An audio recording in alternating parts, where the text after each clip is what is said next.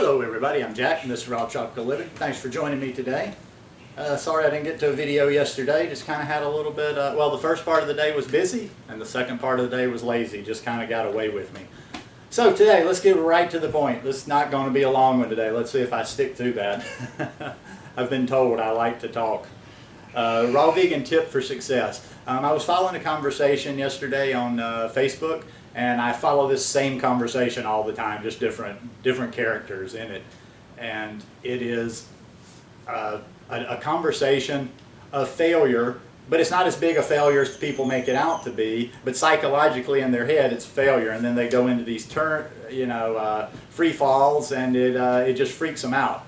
And here's the reason why. And I preach this over and over, and if I do repeat myself over and over, I think there's certain things about this lifestyle that just bear repeating, that if you can get them in your head, you're just going to have so much easier time with it. Now for me, and this is just my personality type, and it can work for a lot of reasons. I don't necessarily beat myself up anyway, but I always, no matter what I've ever attempted, no matter what I'm learning, no matter what new skill I'm trying to develop, or anything new, I always like to be moving forward. I don't like to, jump out of the gates full blast, doing something perfectly, and then hit a wall and just have that major setback. And when that setback could have probably been avoided if I didn't come out of the gate so strong and wasn't. And there's nothing bad about it. Anytime something's new, we're enthusiastic about it. But when we go to, it's like anything, you can't go to the advanced level of something, or you can't go to where somebody that's been doing this lifestyle for multiple years has gone. You've got to get yourself there, and you've got to do it in a systematic manner, in my opinion. Some people can just do it willy-nilly. I do a lot of my stuff willy-nilly. And a lot of the things, I'll be honest with, that I say here, like plans and stuff, I'm not so good about that myself because I have a little bit different process. I just lock myself into something. But I totally recommend have a very detailed plan for yourself if that's what you need to do. I mean, if you don't need it, this is kind of a trick. Like, some people will need this and some people won't, but I think there's still aspects of it that everybody can incorporate into their lifestyle. Yeah, I always like to be moving forward, and I see just so much extremism in the raw vegan world. And that one, I have to say, in the raw vegan world, I think more so than any of the other high carb vegan lifestyles, that there's just way more extremism. And I've got to be the cleanest, and I've got to be detoxing, and I've got to do this, and I've got to eat perfect. And people can do that for a while. They're not ready for it, and they can sustain it for a certain amount of time, and they're all cheery and happy, and they're dropping the weight, and they're doing this and that. And then all of a sudden they have the big come to Jesus moment where they confess to everybody, oh, I was doing so good, and then, oh, I just fell away, They were putting too much on themselves too quickly. Listen, it doesn't matter. Always, and this is just a recommendation, this is a tip. Everybody does things differently, but try to set yourself a plan, even if it is minute and it's silly as like saying, okay, I'm going to eat an extra, like, okay, you start out doing this. Okay, I'll eat 6 bananas a day. Next week you do 7 bananas a week, or you eliminate this one little thing. You can't go from a standard American diet, or even eating, what most of us used to consider healthy, straight to a low-fat, raw vegan, doing it perfectly. Now there are, there's always going to be exceptions. There's people that they just get it, or they have a reason, especially illness. I'm sure illness and pain is a very motivating reason to go straight, to the extreme version, if you have the mind to do that. But even if you are sick, or you have some problem, or you have some urgency for this, if you don't have that mind, or if you're not the kind of person that's able to do that, just to go from, say, sad or pretty not so good eating style to raw vegan, high, like, really low fat, really clean raw vegan overnight, it's so hard. It's so hard on the body, it's so hard on the mind of most people.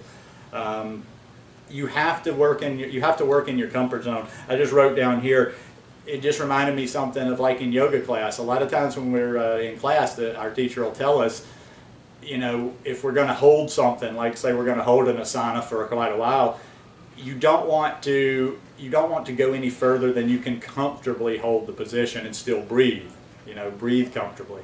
And I think just sort of an analogy in the raw vegan lifestyle, you don't want to move to an area you're not comfortable with. It's always better to go through the steps. I'm all about these progressions, you know. I repeat myself over and over with this workout thing. I like the baby progression, and then the next progression, a little bit more than the baby, then the toddler, then the infant. You know, you're just going down the line and you're doing it little by little. But that systematically is, you're always succeeding. You're always having small successes. That gives you a little bit of confidence. Psychologically, that boosts you.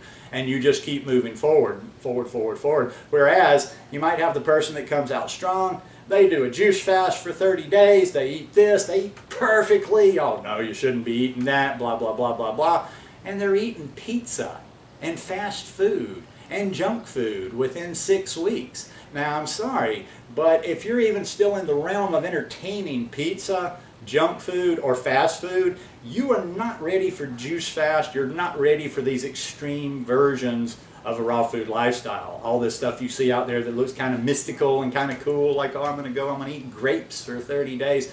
You might need that at some point if you need to heal something in your body, but you're not ready for these things that you see out there. You know, you can't go to yoga your first day and look at what a master's been practicing yoga for 30 years can do with their body, with their mind, with whatever.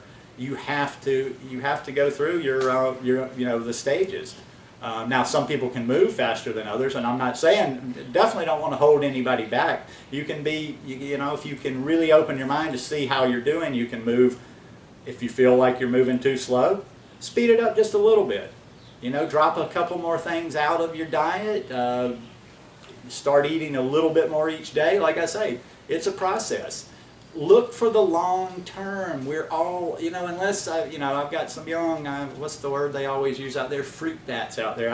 I see the comments. I do have some younger people, so not everybody's an old geezer like myself. But, you know, if you're in your even late 30s, 40s, and 50s, chances are, except for a very, very, very minute percentage, you ate like crap. You didn't live this lifestyle for the huge majority of your life, for decades of your life. You built up toxins and acidity and inflammation in your body over decades and decades. You just can't expect to go from 0 to 100 in no time.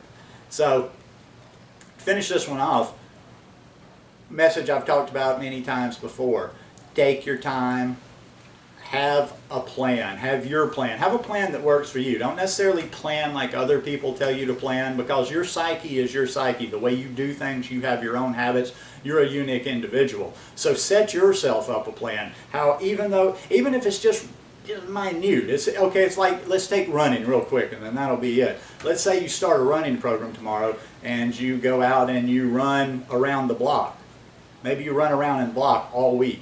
Now the next week, you don't even go that much further. You run around the block plus 10% more.